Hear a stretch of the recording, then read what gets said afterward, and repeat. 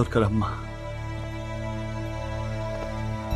অনেকদিন ধরেই আমি একা একা বয়ে বেড়াচ্ছি এসব যন্ত্রণার কথা।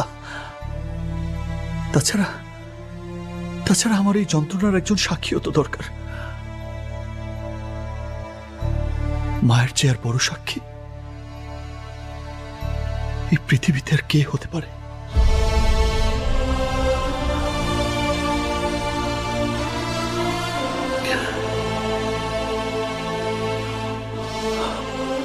বলছিলাম ওই ফুটবলটার কথা। ওই ফুটবলটা আম্মা, আমি আম্মা। আর সজোরে যিনি লাথি মেরেছেন তিনি আমার এই জন্মদাতা।